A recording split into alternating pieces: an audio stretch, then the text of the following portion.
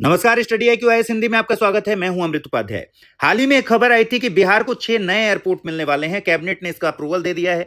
Airports authority of India ने इस बारे में बता दिया था फाइनल। लेकिन हमारे लिए खबर यह है कि ये जो 6 नए एयरपोर्ट बिहार में आने वाले हैं, ये दरअसल एक स्कीम के तहत आने वाले हैं और इस स्कीम का नाम है उड़ान। तो उड़ान स्कीम के लक्ष्य क्या है, उड़ान स्कीम से संबंधित पूरी जानकारी आपको पता होनी चाहिए। कब शुरू हुआ और क्या हासिल हुआ है अभी तक, ये सारी बातें एग्जाम के लिए इंपॉर्टेंट हैं। आगे बढ़े उससे पहले बिहार में मधुबनी, सुपौल, मुंगेर, बेतिया, मुजफ्फरपुर और सहरसा, ये 6 शहर हैं जहां पर 6 नए एयरपोर्ट बनेंगे। बिहार सरकार ने 150 करोड़ रुपए का एलोकेशन किया है इसके लिए। 25 करोड़ रुपए हर एक एयरपोर्ट के लिए एलोकेट किया गया है। अब सवाल है कि भाई उड़ान क्या है। उड़ान स्कीम दरअसल उड़े देश का आम नागरिक, इसी का एब्रिविएशन है। इसका मतलब संक्षिप्त रूप है और नाम से ही जाहिर है कि एक आम इंसान हवाई यात्रा कर सके अफोर्डेबल प्राइस पर। यही इस स्कीम का टारगेट है। नेशनल सिविल एविएशन पॉलिसी बनाई गई थी 2016 में और नेशनल सिविल एविएशन पॉलिसी पहली बार बनाई गई 2016 में। उसके तहत की कंपोनेंट के तौर पर उड़ान स्कीम को शामिल किया गया। उड़ान दरअसल इस पॉलिसी का एक की कंपोनेंट है और उड़ान रीजनल कनेक्टिविटी स्कीम का भी पार्ट है। अक्टूबर 2016 में उड़ान स्कीम को शुरू किया गया था और 2017 में इसकी पहली फ्लाइट सेवा शुरू हुई। शिमला से दिल्ली के बीच में पहली फ्लाइट सेवा शुरू की गई थी। इसका उद्देश्य क्या है? उद्देश्य देखिए, 2 टियर और 3 टियर शहरों में जहां हवाई जहाज से चलना एक सपना होता है, उन शहरों के लोगों को यात्रा कराना और बड़े शहरों से कनेक्ट करना। तो एयर सर्विस के जरिए छोटे और मध्यम शहरों को बड़े शहरों से जोड़ना, यह उड़ान स्कीम का लक्ष्य था।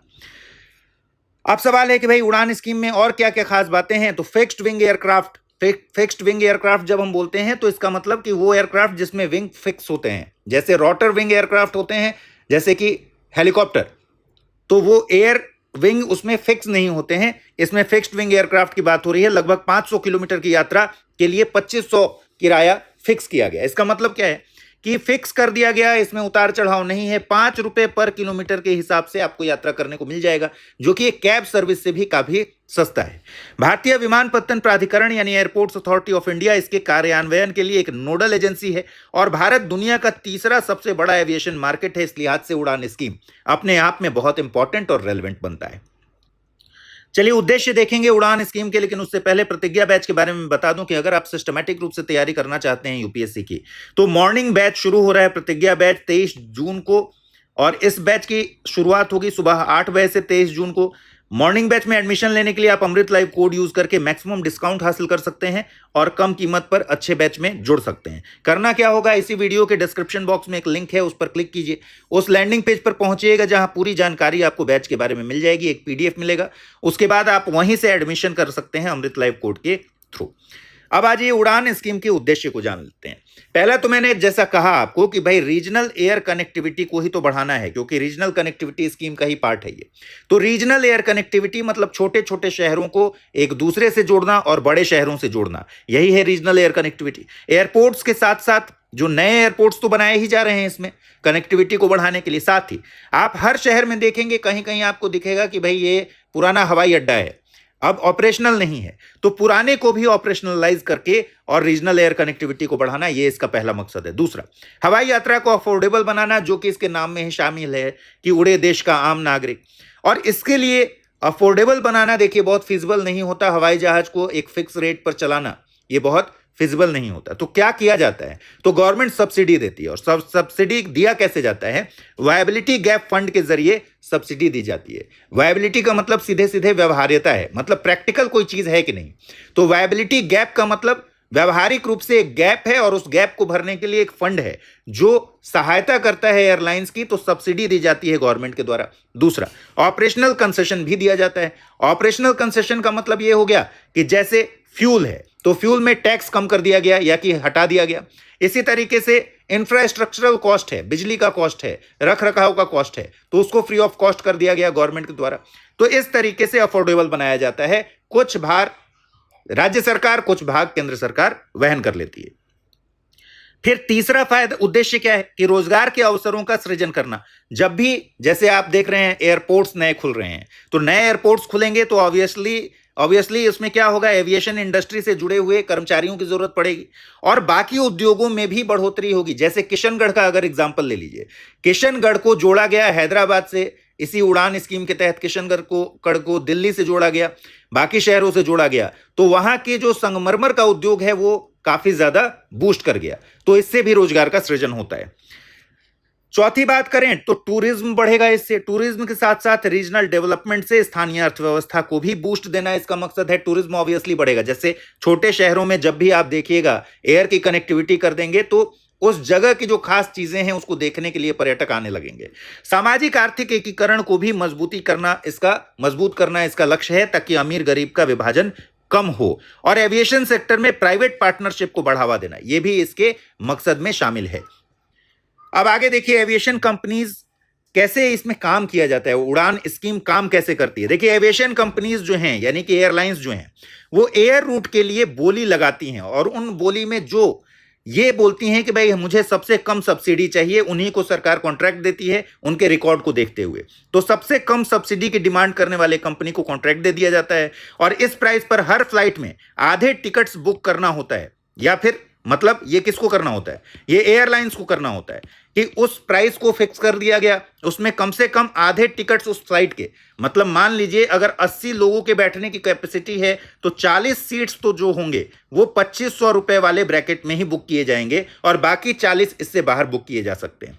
तो इसी तरह से इस प्राइस पर हर फ्लाइट में आधे टिकट्स बुक करना होता है, या फिर फ्लाइट साइज के हिसाब से कम 9 सीट तो बुक करना ही होगा, और मैक्सिमम 40 सीट्स बुक करना होता है। इस तरीके से उड़ान स्कीम काम करती है।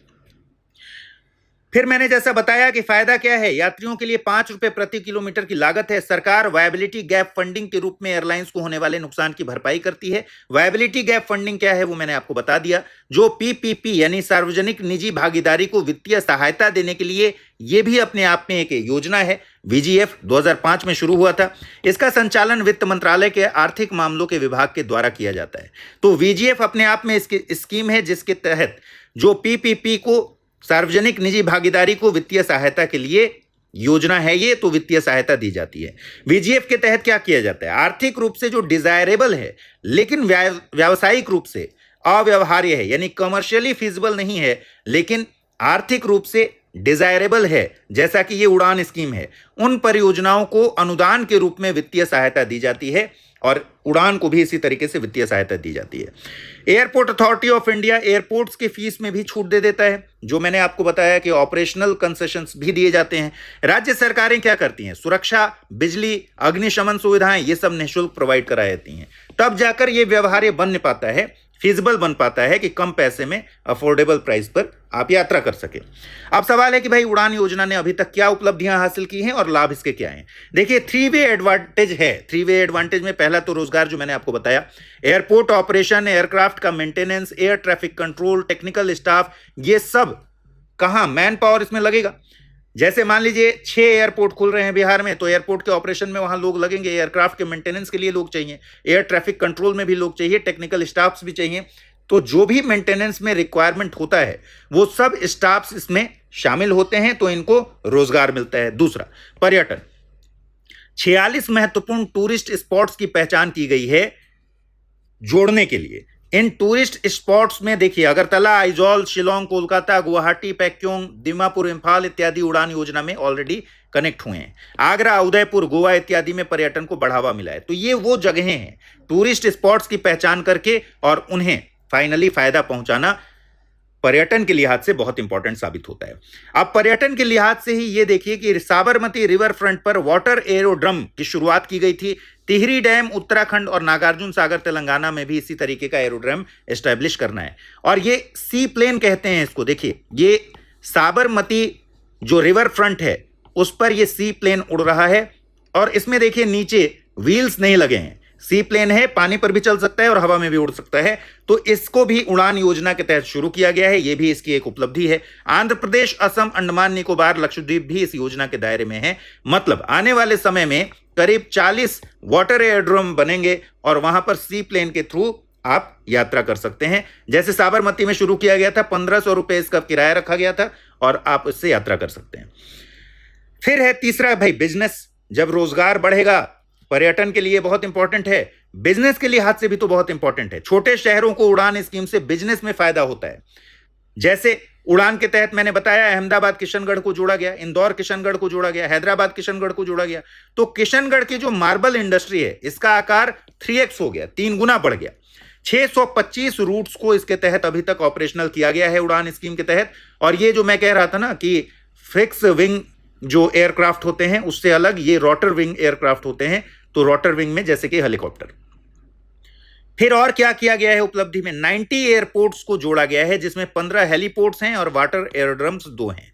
तो 90 एयरपोर्ट्स को अभी तक कनेक्ट किया गया है। करीब 1.5 करोड़ लोगों को अफोर्डेबल प्राइस पर उड़ान स्कीम के तहत उड़ान भरने का मौका मिला है। और एयरपोर्ट नेटवर्क की बात करें, जैसे 6 बिहार में नए एयरपोर्ट बनेंगे तो ये भी इस नेटवर्क में शामिल हो जाएंगे। तो 2014 में 74 एयरपोर्ट हुआ करता था इंडिया में, जो अब बढ़कर 2024 तक की बात करें तो 159 तक हो गया है। और आपको पता है इस समय देश में जगह जगह एयरपोर्ट्स बनाए भी जा रहे हैं इसी स्कीम के तहत। अब reforming for greater efficiency and reach उड़ान 5.0 शुरू किया गया अप्रैल 2023 में। उड़ान अलग अलग फेज में चला है। जैसे 2016 में शुरू हुआ तो उड़ान 1, फिर 2017 वाला उड़ान 2.0, 2018 में फिर उड़ान 3.0, इस तरीके से वो बढ़ता आया है। तो अभी उड़ान का 5वां चरण चल रहा है। उड़ान 5.0 शुरू हुआ अप्रैल 2023 में, जो फोकस्ड है कैटेगरी 2 यानी 20 से 80 सीट्स वाले एरोप्लेन और कैटेगरी 3 यानी 80 सीट से ज्यादा वाले एयरक्राफ्ट पर।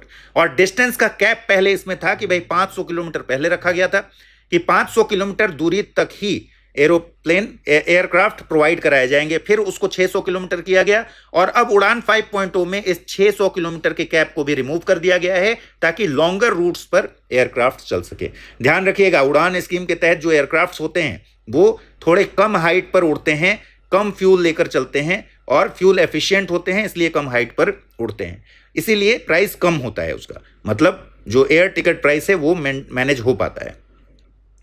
फिर उड़ान 5.0 आया मई 2023 में, जो हेलीकॉप्टर कनेक्टिविटी को लेकर खास तौर पर फोकस करता था। और प्रायोरिटी एरियाज में हेलीकॉप्टर की कनेक्टिविटी, जैसे आप देखेंगे केदारनाथ में हेलीकॉप्टर की कनेक्टिविटी बनी हुई है। वायबिलिटी गैप फंडिंग कैप्स को इंक्रीज कर दिया गया, यानी ज्यादा सहायता दी गई। एयर फेयर कैप्स को भी रिड्यूस किया गया। उड़ान 5.2 की अगर बात करें, जो जुलाई 2023 में शुरू हुआ था, ये स्मॉल एयरक्राफ्ट ऑपरेशंस के लिए, जो लेस देन 20 सीट्स वाले एयरक्राफ्ट हैं उनके लिए शुरू किया गया था। इसी तरह उड़ान 5.3 जो जनवरी 2024 और 5.4 जो अगस्त 2024 में शुरू किया गया, ये रीबिड करने के लिए, जो मैंने कहा ना कि एयरलाइंस बोली लगाती हैं, तो स्पेशल राउंड चलाया गया कि एयरलाइंस फिर से बोली लगाएं डिसकंटिन्यू और टर्मिनेटेड रूट्स के लिए, मतलब उन रूट्स को फिर से रिस्टोर किया जाए, बहाल किया जाए, इसके लिए चलाया गया। उड़ान 5.5 की अगर बात करें तो 5.5 में फर्दर रिफाइन किया गया रूट एलोकेशंस को और बिडिंग गाइडलाइंस को। सी प्लेन ऑपरेशंस को शुरू किया गया, जो मैंने अभी आपको फोटो दिखाया था सी प्लेन का, with bids invited for 50+ water bodies. इसके लिए जो पानी पर चलने वाले जहाज हैं उनके लिए ये प्रोसेस किया गया उड़ान 5.5। तो ये इंपॉर्टेंट स्कीम है, आपके एग्जाम के लिहाज से बहुत ज्यादा जरूरी है। लेकिन एक क्विज है लास्ट में, उसको देखिए। उड़ान योजना के संदर्भ में निम्नलिखित कथनों पर विचार करें। यह योजना भारत सरकार की रीजनल कनेक्टिविटी स्कीम का हिस्सा है। इसका उद्देश्य छोटे शहरों और हवाई अड्डों को किफायती हवाई सेवाओं से जोड़ना है। इस योजना के तहत सभी हवाई किराए पूरी तरह से सरकार द्वारा सब्सिडी प्राप्त होते हैं। उपरोक्त कथनों में से कौन सा या से सही है या है? केवल 1 और 2, केवल 2 और 3, केवल 1 और 3 या फिर 1, 2 और 3? इसका जवाब मुझे कमेंट सेक्शन में जरूर दीजिएगा और साथ ही इस वीडियो को लाइक करना मत भूलिएगा। अगर आप मुझसे जुड़ना चाहते हैं, अमृत उपाध्याय 007 इंस्टा पर मेरा पता है, अमृत उपाध्याय 007 टेलीग्राम पर मेरा पता है। आप चाहें तो मुझसे वहां जुड़ सकते हैं। फिलहाल आज इस वीडियो में इतना ही। कल रात फिर मुलाकात होगी 9 बजे। ख्याल रखिए अपना, ठीक से पढ़ाई कीजिए। नमस्कार। हिंदी में यूपीएससी की तैयारी से संबंधित प्रोग्राम्स को देखने के लिए सब्सक्राइब करें स्टडी IQ IAS हिंदी।